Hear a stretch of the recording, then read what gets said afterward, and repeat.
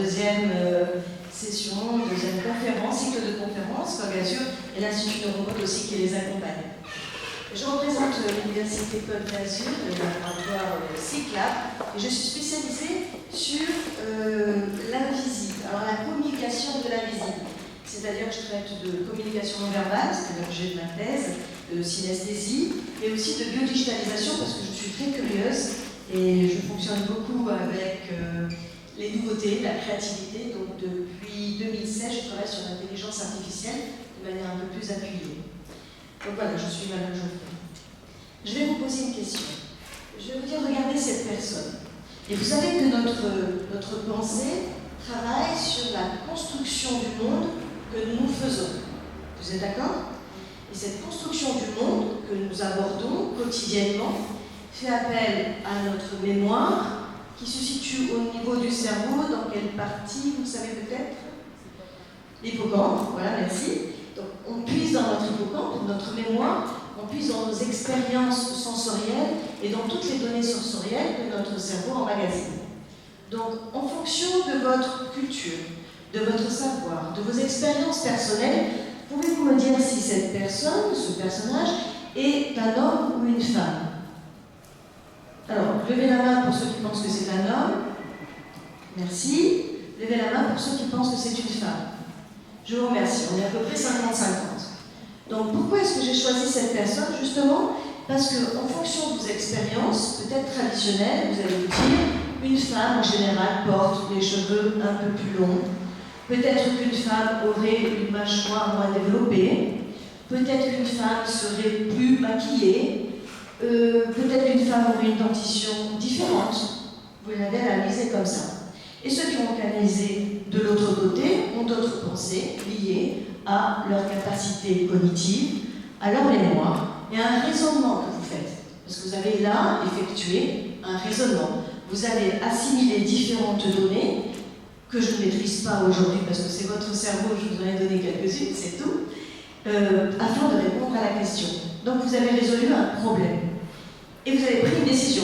Vous avez pris la décision de lever la main pour nous répondre, malgré une timidité, une réserve, ou alors vous n'avez pas levé la main parce que vous avez choisi de ne pas le faire, par réserve peut-être.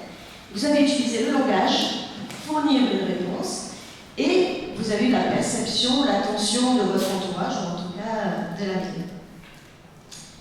Et là, je vous dis, moi je m'intéresse à tout ce que l'on ne voit pas. Ce que vous voyez là, c'est une illusion. Cette personne n'existe pas. Ce n'est pas une femme, ce n'est pas un homme, c'est un biodigital ou une biodigitale. C'est-à-dire qu'aujourd'hui, avec l'intelligence artificielle, on est capable de créer des êtres humains qui n'existent pas. Mais qui existent parce qu'ils sont là. Ils existent parce que votre cerveau a procédé à analyser des données, vous a fourni des données, que vous avez analysées, vous avez même donné une réponse. Vous comprenez où je veux vous amener? Si je vous pose cette question, cette personne existe-t-elle? Alors oui, vous pouvez lever la main. Et non, vous pouvez lever la main. Alors le non en majorité et le oui en minimum de réponses. Pourquoi? Tout simplement parce que votre cerveau vous a dit « Je n'ai pas rencontré beaucoup de personnes avec la couleur de ce teint. Je n'ai pas rencontré beaucoup de personnes avec la couleur de cheveux gris-blanc, malgré un jeune âge. Donc, mon cerveau va me dire « Elle n'existe pas. » D'accord? Et certains vont dire oui, parce que peut-être qu'ils travaillent dans le domaine de la mode ou dans le domaine de la créativité, où l'on perçoit des êtres humains peut-être symboliquement représentés différemment. Cette personne existe aujourd'hui parce que nous en parlons, mais elle n'existe pas, c'est une biodigitale. Alors, vous allez voir dans certains écrits que certains le nomment humanoïde numérique, clone numérique, un double digital si la personne vous ressemble. Et je vous ai mis toutes les caractéristiques aussi de leur nomination, un deepfake ou un avatar. Mais vous savez, les avatars, souvent, ne ressemblent pas aux êtres humains, hein, comme dans le film Avatar avec les grandes oreilles, par exemple. Un métahuman, un agent avancé, vous avez différents noms et différentes manières de définir ce genre de personnes. Donc ces personnages qui sont des biodigitaux selon la définition donnée en 2016 dans la publication Cairn, si vous les connaissez. Alors voilà, là je vous montre une photo d'un couple heureux, amoureux, influenceurs qui travaillent sur le net à découvrir les pays, à se faire les agents touristiques de certaines destinations. C'est une illusion cognitive. Notre cerveau, je vous ai montré 2 biodigitaux, et là, est-ce que je vous montre un être humain ou pas? Qui dit oui? Eh bien non. Votre cerveau a encore triché, mais c'est pas possible. Elle nous présente encore un biodigital, mais non, là, ils sont 2. Il y a un contexte différent. J'ai rajouté un contexte donc, de cité, de tourisme, un sourire, des accessoires qui les rendent, qui les humanisent avec des pendentifs, des vêtements différents. Voilà, donc vous voyez encore une fois que la biodigitalisation qui arrive et qui existe déjà, parce que vous les trouvez sur le net, qui sont des posts Instagram, TikTok, ils vivent parmi nous. Certains ne le disent pas, mais ils sont déjà biodigitalisés. Donc ces personnes n'existent pas du tout, ce ne sont même pas des copies. Mais ils influencent votre perception. Et ils sont en train de motiver votre pensée et d'avoir un sentiment à leur égard. Et certains vont peut-être les rejeter, certains vont peut-être les admirer. En tout cas, ça laisse rarement indifférent. Donc, à savoir, ont-ils des émotions? Réagissent-ils de la même façon que nous? Oui ou non? Alors, je me suis amusée à poser la question, vous connaissez tous peut-être ChatGPT, s'il était déjà amoureux, et cette intelligence artificielle réplique qu'il n'a pas de sentiment, ni de conscience, donc je ne peux pas être amoureux, mais je peux comprendre et analyser l'amour sous toutes ses formes, scientifiques, philosophiques, littéraires, ou même te donner des conseils si besoin. Pourquoi cette question? Tu cherches une réflexion sur l'amour humain ou l'attachement aux intelligences artificielles? C'est-à-dire que l'intelligence artificielle, aujourd'hui, même si elle-même n'est pas capable d'avoir de sentiments, d'émotions, d'avoir une réelle cognition, elle a quand même la mémoire, hippocampe, et elle peut donner des réponses. Et là, ça commence à perturber l'être humain. Ça commence à perturber notre cerveau dans la mesure où l'intentionnalité, c'est-à-dire l'attachement, la relation psychologique qui est active de notre conscience, s'adapte à un objet irréel et qui existe. C'est une illusion cognitive. Alors, je vous présente une jeune femme. C'est la première biodigitale à représenter un gouvernement, un État. Je ne fais pas de politique, je ne fais jamais de religion, mais je peux vous dire que l'Ukraine est le laboratoire de l'Europe en termes de biodigitalisation. Cette jeune femme s'appelle Victoria Shi. Victoria comme la victoire et Shi, ce qui signifie intelligence artificielle. Donc, elle a une apparence physique, vous voyez les traits du visage, un corps, une texture de peau, la dentition, et vous allez l'entendre, elle a aussi une voix. Je vous la présenterai en anglais, mais je pourrais vous traduire si vous le souhaitez. Elle a été choisie pour ressembler à une influenceuse qui est très célèbre en Ukraine et qui est considérée comme très jolie. Donc ils ont choisi d'adapter cette personne en une biodigitale. Elle apprend, cette intelligence artificielle apprend, par le cerveau d'Internet si vous voulez, à avoir une pensée structurée, développer des émotions, pourquoi pas, parce qu'on peut apprendre à développer des émotions, on peut apprendre, comme vous le disiez tout à l'heure, à avoir de l'empathie, parce que où ça vient naturellement, mais en général ça vient depuis tout petit, il y a des écoles en Finlande qui l'enseignent à l'école maternelle, elle peut apprendre à avoir des interactions avec les êtres humains. Et puis, elle a toute la chance, parce qu'elle vit éternellement, tant que son auteur ou ses auteurs vont la faire vivre, elle ne vieillit pas. Et vous savez que le déclin cognitif chez les êtres humains, chez nous, parvient à partir de l'âge de 45 ans en moyenne. Et c'est pour ça que vous êtes ici, et que de toute façon, vous faites travailler votre cognition, donc jusqu'à 110 ans, il n'y aura pas de problème. Mais bon, en tout cas pour elle, c'est éternel. Elle aura toujours, et plus elle va vivre, plus elle va apprendre, plus elle va développer les aspects cognitifs. Elle n'a pas besoin de s'alimenter. Vous pouvez la mettre où vous voulez, quand vous voulez. Elle sera toujours disponible. Elle n'a pas besoin de dormir, exactement. Donc, pas de petite sieste après le déjeuner, là, voilà. Pas besoin de sport, pas besoin... Elle a tout ce qu'elle veut. Les exercices de mémoire, on la fait faire par Internet. Donc je vous la présente.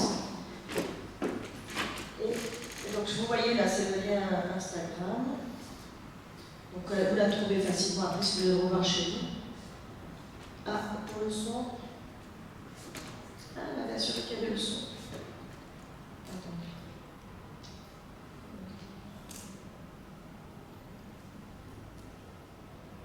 Non. Personne de l'équipe?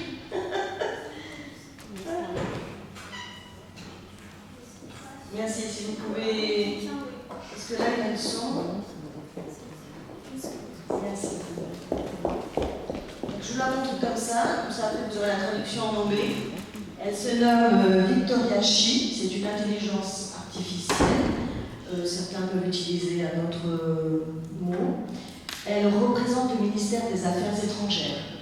C'est-à-dire que quand vous voyez cette personne à la télévision, ou quand des journalistes voient cette personne à la télévision, elle représente le ministère des Affaires étrangères. Donc c'est la première fois qu'il y a une personne qui n'existe pas, mais qui a un rôle, une fonction technique et importante au plus haut niveau de l'État. Non, on va avoir le son. Ah, je connais rien. Ça a été testé tout à l'heure. Comment? Ça montre de voir les machines. La faiblesse.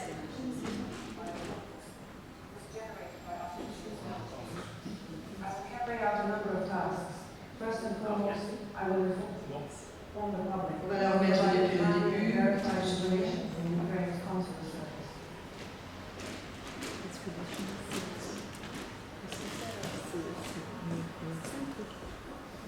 Regardez les mains, c'est ce qui est de I have been created by the Ministry of Foreign Affairs of Ukraine using artificial intelligence to provide you with timely and high-quality information on consular affairs.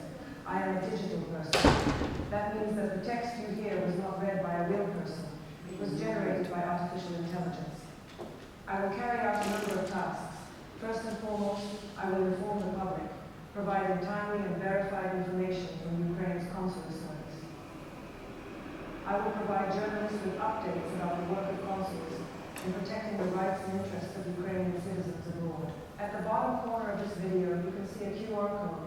It leads to the official website of the Ministry of Foreign Affairs, where the text of this statement is posted. The only original videos with my statements are those that contain such a code and a link to the official website of the Ministry with the same comment in the text box. With my appointment, we are taking a step into the future. Dear members of the media and the public, I welcome you. My name is Victoria Shi. I have been created by the Ministry of Foreign Affairs. Voilà. Donc vous avez l'idée de cette personne. Ah, je vous appelle. Ils sont partis. On croit qu'il y a quelqu'un qui. Comment? Là, sur l'orange. Affiché. À gauche. Non, à droite.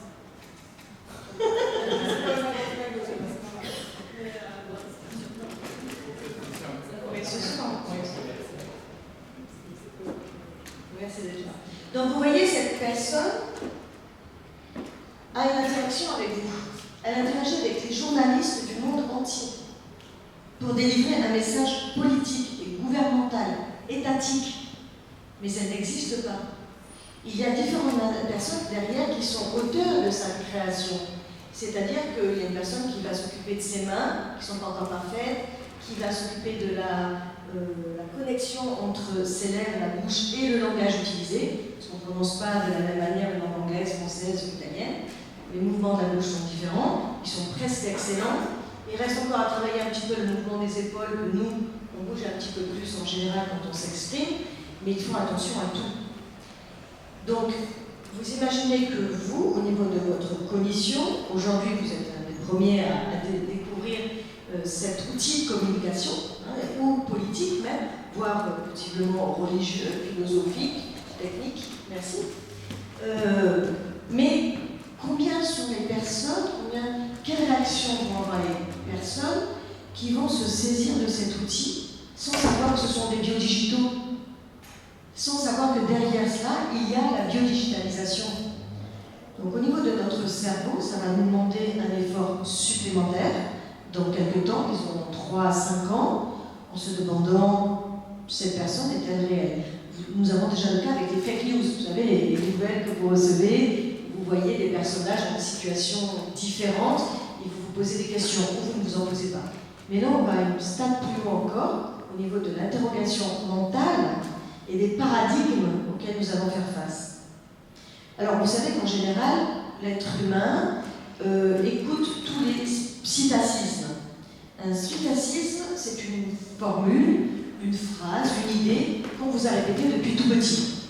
Je vous donne par exemple l'idée d'un psittacisme le plus célèbre, c'est le Père Noël. Peut-être que dans vos familles, on vous a dit que le Père Noël était là, il allait arriver, et que vous, enfants, vous avez répété que le Père Noël était là et qu'il allait arriver. Vous l'avez cru, ça, peut-être.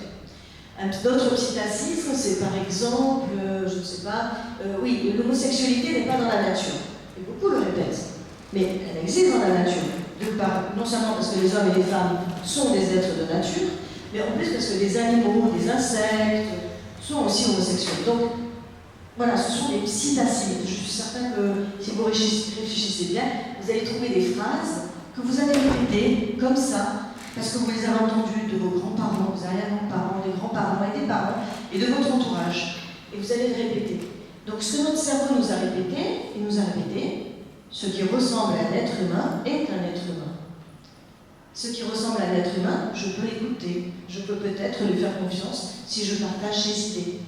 Donc ça va être très difficile de se dire stop et de mettre de la méfiance là où on ne devrait pas en mettre, parce qu'on est déjà sujet aux peurs, aux discriminations, aux difficultés de vie, à une violence que l'on reçoit. On a en plus envie de se méfier d'être humain, qui semble en plus non dangereux pour nous. Alors, je ne sais pas si vous faites partie de ces statistiques. En analysant différents sujets à qui on a posé cette question, nous avons présenté des biodigitaux à des publicitaires, des personnes qui travaillent dans le monde de la communication et qui vont les utiliser. Il y a eu un rejet global de 42% de toutes les équipes. C'était non, je ne veux pas les utiliser, je ne les utiliserai pas, c'est un manque d'éthique, ou ça me fait peur, je ne comprends pas, où va le monde? Il y a un doute, 22% qui se sont dit je ne connais pas, je suis dans l'attentisme, et puis 36% qui ont été curieux, qui ont dit mais j'ai envie d'en savoir plus, je ne peux pas me positionner. Donc je ne sais pas si c'est le cas ici. Qui serait pour leur utilisation ici, tout de suite? Voilà, merci. Le doute, j'hésite. Ok, ben c'est 50-50 on va dire. Et la curiosité? Voilà, un peu moins, mais voyez, vous vous rassemblez à peu près à cette statistique-là. 5 semaines après, nous sommes retournés poser les mêmes questions. Nous disons, est-ce que votre avis a changé? Donc 5 semaines, j'aimerais que vous aussi, vous reconsidériez ça et vous posez la question. Est-ce que vous allez accepter? 86% disent oui. Et en confiance en eux, 87%. Pourquoi? Parce que ce sont des professionnels de communication et se sont dit que c'était un excellent outil à utiliser, même si on leur parlait de manipulation. En disant, attention, éthiquement, vous allez manipuler les foules. Bon, ils ont dit qu'ils communiqueraient les messages sans manipulation, en prévenant. Mais je ne sais pas si ce sera votre cas. Donc pourquoi, vous voyez là, il y a un gap de 5 semaines. Pourquoi ce gap de 5 semaines d'attente? C'est ce qu'on appelle la vallée de l'étrange. Et ceux qui étudient les robots, l'intelligence artificielle, ont entendu parler de cette vallée de l'étrange qui a été détectée par un auteur japonais et qui a montré qu'au début, dès qu'il y a eu les premiers robots, il y a une acceptation douce qui se fait, et puis un vide, un creux, on ne sait plus quoi en penser, ou alors on les rejette, et après on les accepte d'autant plus. Ça a été étudié avec les robots. Et on s'aperçoit qu'avec les biodigitaux, le cerveau humain procède exactement de la même manière. Et ce creux qui intervient au milieu, c'est ce qui se nomme, c'est ce qu'il a nommé uncanny valley, c'est-à-dire la vallée dérangeante ou la vallée de l'étrange, parce qu'on ne comprend pas ce fonctionnement cognitif de notre cerveau à ce moment-là. Que se passe-t-il dans ce laps de temps? Pourquoi notre cerveau a-t-il besoin de se reposer, de prendre le temps de considérer les choses, alors que d'habitude il y a des personnes qui pensent très très vite et qui sont affirmatives tout de suite ou négatives tout de suite? Donc là encore, c'est une forme de nouvelle pensée et qui a besoin d'être organisée autour de la preuve. Ça s'appelle une pensée nomothétique. J'ai besoin de preuves pour penser. Voilà, donc c'est un changement de paradigme et les digitaux vont changer votre façon de percevoir les choses. Ça va changer votre paradigme et ça va faire avancer les choses. Par exemple ici, je vous montre donc 3 personnes. Je les ai choisies, pas très bien réalisées exprès. Ce sont des digitaux. Celle du milieu se nomme Lynn Michela. Elle a plus de 3 millions d'abonnés sur toutes les plateformes. On dit qu'elle est polymédia. P-O-L-Y, média. Elle est polymédia, c'est-à-dire qu'elle va donc sur toutes les plateformes. Et elle a réussi à influencer les votes de ses followers américains. Et en suivant ses posts, il y a 2-3 ans, il y avait des personnes, des followers, des abonnés, qui lui posaient la question en lui disant directement « Dis-moi pour qui voter ». Elle a permis à certains followers qui étaient plutôt jeunes, qui se sentaient isolés, de se rassembler autour d'une communauté, une nouvelle communauté du doute. Je ne sais pas qui tu es, je me pose des questions, et tu es un robot comme tu l'as indiqué, et tu es branché derrière l'arrière du crâne à des prises, ce qu'elle a fait croire à un certain moment. Comment manges-tu? Est-ce qu'on peut voir ton nombril pour savoir si tu as un nombril? Parce que c'est une caractéristique humaine que n'ont pas les robots. Donc elle a rassemblé des personnes qui étaient seules dans le monde, avec ce sentiment de solitude. Elle les a rassemblés, ils se sentaient bien, parce qu'ils étaient au sein d'un nouveau groupe, international ou pas, suivant leur langue, et ils étaient rassemblés autour d'une même question, d'une même curiosité. Ils essayaient d'avoir le même but, de découvrir qui était Lynn Michela. On a fait de grandes recherches là-dessus, donc les biodigitaux peuvent mettre de côté le sentiment de solitude et rassembler. C'est ça, c'est la première chose, étonnante. Donc on s'aperçoit que les biodigitaux ont des avantages. Il y a des risques aussi, d'énormes risques de manipulation, d'énormes risques d'éthique. Il y a certains avantages. Et puis, un des risques principaux, c'est un biais cognitif. C'est-à-dire que ces 3 personnes, on leur attribue des intentions, c'est-à-dire passer un bon moment, on leur attribue le fait de déjeuner, de dîner, ils ont une conversation, et on peut aller converser avec eux. Et si vous voyez les commentaires, ce sera où êtes-vous allé déjeuner? Je veux vous rencontrer. Ah, mais tu bois du thé, d'où viens-tu? As-tu passé des années en Angleterre parce qu'elle est américaine, etc. etc.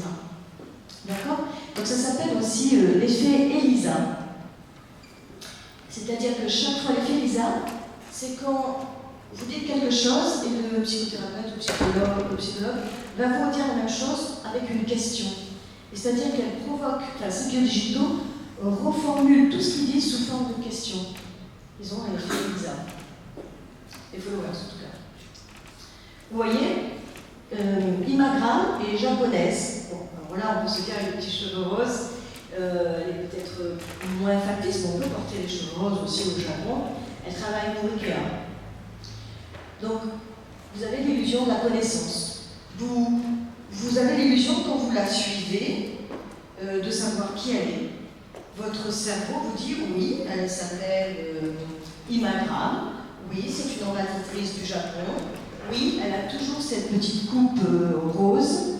Oui, beaucoup de Japonaises maintenant commencent à mettre cette coupe rose parce qu'ils connaissent Imagram. Oui, Imagram a représenté les Jeux Olympiques, Paralympiques, au Japon. Oui, elle est connue. Oui, elle travaille pour Ikea. Donc, le cerveau commence à assimiler certaines données et quand vous repartirez de la salle, vous direz oui, elle s'appelle Imagram. C'est-à-dire que votre cerveau va déjà lui donner une identité, va déjà lui donner une culture, va déjà la classer dans la partie culture, action, art et diversité, parce qu'elle s'occupe aussi des Jeux paralympiques. Voilà. Et puis il y a le biais de l'AFD réaliste. Vous pensez que si les autres voient la même réalité que vous, c'est la réalité. J'imagine, je vous donne un exemple. Vous prenez un Rubik's Cube. Vous connaissez le Rubik's Cube? Je vous montre une face du Rubik's Cube. Vous allez voir toute la même face. Donnez-moi une couleur. Rouge. Vous allez donc voir le rouge. D'accord? Donc, vous allez tous être d'accord. Mais moi, si je vois le bleu de l'autre côté, je vais dire, mais non, il est bleu. Mais comme vous êtes tous à le voir rouge, vous allez me dire, mais non, il est rouge. Donc c'est la vérité que l'on appelle l'effet de vérité illusoire. Quand vous partagez un même sentiment, une même émotion, une même idée, et que les autres ne la partagent pas, c'est la vérité illusoire. C'est-à-dire, je ne prends pas parti, mais c'est l'histoire du Covid et du vaccin. Il y avait le hobiscube, oui, ou pas de vaccin, ou peut-être, mais si votre entourage avait la même vérité que vous, c'était peut-être une vérité illusoire. D'accord ? Et les biodigitaux provoquent une vérité illusoire. C'est-à-dire qu'ici, si je vous présente 3 biodigitaux, 3 visages différents, je peux vous poser des questions sur ce visage, vous allez y répondre. C'est une vérité illusoire, parce que je vais vous demander qui sont ces personnes, donnez-moi les prénoms, vous allez donner les prénoms. C'est une vérité illusoire à laquelle nous faisons face avec les biodigitaux. Parce que c'est aussi un effet de réalisme. Nos perceptions, nos représentations mentales sont là pour faire face à la réalité objective. Ça va, je vous choque? Bien. Eh bien, je vous présente une autre mannequin. Elle est mannequin. Elle s'appelle Choulougram. Choulougram, elle est originaire de Londres. Elle a été construite, dessinée, par un spécialiste de l'informatique. Il a créé cette première mannequin qui a commencé à défiler sur Internet. Comment? On dirait que ça va être un peu compliqué. Oui, ben alors ça commence. Au Japon, vous avez des biodigitaux qui font des concerts avec des formes d'hologrammes, de représentation, des projections. Les salles de concert sont pleines. Au Japon, c'est un pays que j'aime beaucoup, hein. Au Japon, vous avez aussi un homme, 45 ans. Il en a assez d'entendre sa maman lui dire « Marie-toi, c'est important de te marier ». Qu'est-ce qu'il a fait? Il a déposé une biodigitale qui tous les matins se réveille en disant « Bonjour, il est 7h, comment vas-tu? Tu viens dormir des petits mots tendres ?» parce que tout le monde a envie d'entendre au matin. Et puis, il l'amène avec lui pour déjeuner, petite conversation intéressante. Ils peuvent poser des questions maintenant. C'est comme ChatGPT, vous posez des questions à ChatGPT, ChatGPT vous répond. Il suffit simplement de passer avec la voix. Vous avez Siri sur votre téléphone. Eh ben, vous mettez Siri sur votre téléphone avec l'image et c'est la même chose. Vous arrivez à avoir une interaction dite humaine. C'est une vérité illusoire, encore une fois. Donc, qu'est-ce que je veux dire? Oui, sur Choulougram, il y a eu une communauté de personnes d'origine africaine qui se sont élevées contre l'apparence et la mobilisation de Choulougram et ce qu'elle faisait sur les réseaux sociaux, en disant, nous, en tant que personnes d'origine africaine, avec une peau plus foncée que celle des Blancs, nous n'avons pas le droit de défiler pour faire des défilés de mode. Et vous nous remplacez en plus par une biodigitale. Ils ont appelé robot à l'époque. Ce n'était pas une robot, c'était une représentation. Donc, c'est-à-dire qu'ils n'ont pas manifesté en disant c'est une vérité illusoire, nous sommes représentés, mais pas du tout, au contraire, elles prennent leur place. Et c'était très très violent sur les réseaux. Ça a tellement été violent que cet auteur a fabriqué ensuite une jeune fille d'une dizaine d'années qui est trisomique, pour expliquer qui faisait appel à toutes les différences. Donc, voilà, ça c'est ici. Et puis aussi, les biodigitaux font appel à la surestimation au niveau de compétences. Et ils influencent des éléments aléatoires. C'est-à-dire que les biodigitaux vont se retrouver partout, dans tous les domaines d'activité que vous pouvez imaginer. Alors ici, par exemple, on retrouve Lily Kena. Elle a fait l'objet de la dernière publicité de BMW. Elle a travaillé pour Dior, elle a travaillé pour Burberry, elle travaille pour Chanel, comme d'autres biodigitales. BMW se sont dit, vous le verrez à la publicité, se sont dit c'est très intelligent de l'utiliser, parce qu'on peut la mettre dans toutes les situations, lui faire ce qu'on veut. Mais ils ont eu peur du regard des spécialistes qui auraient dit qu'il y avait une manipulation. C'est-à-dire qu'à certains moments, ils l'ont fait passer un peu comme une alien. Vous voyez, une personne extraterrestre. À certains moments, on voit qu'elle n'est pas humaine. Ils ont fait exprès de réduire la capacité technologique pour bien qu'on comprenne que ce n'est pas une femme humaine, mais une biodigitale. Pour réduire en fait l'aspect illusoire de cette machine. Mais on arrive en dessous, Vous la pensez humaine en dessous ou pas?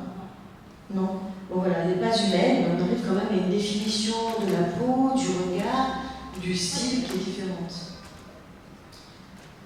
Voilà. Donc, vous en avez d'autres. Existe-t-elle celle-ci? Vous ne savez pas? Je sais plus. Non. Voilà, exactement, ça vous ne savez plus. Parce que le cerveau vient d'apprendre, vous avez mémorisé grâce à votre hippocampe d'autres informations en vous disant maintenant je ne peux plus savoir. Voilà, oui, je suis fière, elle n'existe pas, et vous allez trouver des éléments pour vous expliquer qu'elle n'existe pas. Vous allez faire des déductions complexes et des connexions inattendues entre les éléments. Parce que peut-être qu'aujourd'hui vous allez regarder plus précisément sa bouche, peut-être les lèvres sur les traits sur ses lèvres, son nez qui n'est pas parfait. Vous allez vous attacher à autre chose pour savoir si oui ou non elle n'est pas réelle. Parce que vous faites appel à des déductions complexes. Je pense qu'ici encore, vous allez faire appel à vos capacités inférentielles de haut niveau. Parce que vous avez des capacités inférentielles de haut niveau. Donc vous pouvez essayer de savoir et de regarder le contexte pour savoir si oui ou non elle est biodigitale. Vous allez essayer de comprendre cette capacité d'anticipation que vous avez. Parce que vous êtes capable de résoudre des problèmes complexes, tout simplement. Et vous allez anticiper le résultat, est-elle ou non biodigital. Là, c'est facile, vous avez un indice. Comment? Il y a son nom, Chodouga, voilà. Parce que votre mémoire agit. Donc voilà, la biodigitalisation, ça apporte des biais cognitifs très très importants. Il y a la confusion entre l'humain et la machine, ce qui a lieu avec l'intelligence artificielle. Il y a des questions éthiques qui se livrent ici. La manipulation, alors là, je pense que nous sommes dans le siècle de la manipulation, la désinformation totale, et le pire, c'est qu'il n'y a aucune responsabilité en termes de loi, de législation. Je vous donne un exemple. Nous sommes en Europe. L'Europe protège ses citoyens. Si je les prends en photo, toutes les deux, en tant qu'organisatrice, et je les poste sur le net, elles peuvent me dire non. D'ailleurs, je vais poser la question avant de prendre la photo. Est-ce que vous voulez être sur LinkedIn? Elles seront demain sur LinkedIn. Est-ce que vous voulez être sur LinkedIn ou pas? Pourquoi? Parce que je respecte la loi européenne. Si elles ne souhaitent pas être affichées sur LinkedIn, je ne les posterai pas. Si je les poste, elles pourraient faire en mon égard une action juridique en disant je vous demande de l'enlever, et puis sinon, pas au tribunal. Notre identité, notre représentation physique est protégée dans ce cas-là. Mais si je crée un biodigital ou une biodigitale pour vous rassembler, pour vous ressembler, pardon, qu'en est-il? Aucune loi ne vous protège. Parce que ce ne sera pas vous que je vais représenter, mais ce sera un personnage biodigital ou une biodigitale. Donc vous n'avez pas la capacité aujourd'hui d'être en mesure de protéger votre identité physique. Je peux créer une biodigitale, un biodigital qui me ressemble. Je l'affiche, je le mets partout, dans toutes les situations, où vous voulez, quand vous voulez. Et là, on alerte. Je travaille avec des collègues en termes de législation, justement, en poussant l'alerte, en disant attention, ce qui arrive est grave, nous voulons avoir le pouvoir sur notre identité physique. Alors, il y a un footballeur fameux que je connais qui est en train de faire son double digital, biodigital. Il y a Sophie Marceau, que vous connaissez peut-être, qui a créé sa propre personne digitale pour se protéger. Mais dans 10 ans, dans 20 ans, si ces personnes ne font pas de chirurgie esthétique, vont vieillir. Donc je pourrais aussi, moi, utiliser leur image en termes de biodigital. C'est pour ça qu'il faut parlez-en autour de vous et faites une sorte d'information pour prévenir. Pourquoi? Parce que sur Internet, aujourd'hui, vous voyez, il y a 38,5% des êtres humains qui utilisent l'Internet. C'est-à-dire que vous, quand vous allez sur Internet, moi j'utilise Internet, c'est moi qui l'utilise. Par contre, tout le reste, il y a plus de 61% de toute la potentialité d'Internet qui est utilisée par l'intelligence artificielle, qui est utilisée par ChatGPT, qui est utilisée par des robots, qui est utilisée par des hackers. C'est-à-dire qu'aujourd'hui, Internet ne profite qu'à 38% de l'être humain. Donc si en plus on substitue les êtres humains à des biodigitaux qui vont tout faire, physiquement déjà en apparence sur l'écran, mais aussi intellectuellement, au niveau de notre cerveau, de notre cognition. On n'a plus besoin d'être humain. D'accord? Je vous donne un exemple. Il y a une nouvelle application qui vient de sortir, qui est testée aux États-Unis. Vous dites à cette application, vous voulez partir en vacances, donnez-moi un pays. Un pays. Costa Rica. Au Costa Rica. Vous tapez ça, vous le dites, vous prononcez, organise-moi des vacances de 2 semaines à Costa Rica pour 4 personnes et vous citez les noms des personnes. C'est-à-dire que vous réalisez un prompt. Un prompt, c'est la définition précise de ce que vous voulez. Cette application, aujourd'hui, aux États-Unis, est capable de réserver des billets d'avion, trouver les meilleurs hôtels qui conviennent à votre standing, à vos attentes, réserver la voiture, remplir des formulaires et vous faire partir. Vous n'avez plus qu'à faire votre valise. Il faut quand même le passeport. Et le passeport, oui. Mais il pourra demander le passeport et le visa. Tout va se faire, parce que c'est électronique. Il demandera le passeport, il demandera le visa. Voilà, vous imaginez? Oui, c'est vous qui payez derrière. Mais non, mais il va prendre l'argent sur votre compte en banque de toute façon, parce qu'il a accès. Donc on est là. Donc elle est bretonne. Elle symbolise la Bretagne, elle a cet air frais et souriant. Elle fait attention au développement durable, elle n'utilise pas de plastique. Et cette personne elle donne envie d'aller la connaître, peut-être, peut-être pas. En tout cas, c'est une biodigitale. Donc pour vous dire que vous pouvez choisir le la biodigitale, votre cerveau va percevoir les données essentielles, il va récolter ces données. Et n'oubliez jamais que les données qui sont récoltées par votre cerveau, on a un mec salut en plus, sont influencées par votre expérience, votre culture et les biais cognitifs. Pensez toujours à ce Rubik's Cube que vous pouvez tourner et regarder toujours les autres faces de ce Rubik's Cube. Pour vous dire que votre réalité n'est peut-être pas la réalité de votre voisin ou la réalité de vos grands-parents, de vos arrière-grands-parents, parce que vos expériences et vos réalités sont toujours différentes. Et que chaque génération choque la génération passée avec de nouvelles réalités. Acceptez-les, comprenez-les, entendez-les, discutez, gardez ce que vous considérez meilleur, laissez ce que vous considérez comme le pire. Mais voilà, donc les biodigitaux sont là, ils sont parmi vous, ils sont parmi nous. Moi je considère qu'ils sont un avantage, mais ils sont aussi un énorme risque, mais qu'ils sont là. Donc il va falloir faire avec. Et si vous voulez plus d'informations, j'aimerais bien répondre à vos questions. Vous avez mon LinkedIn ici si vous le souhaitez.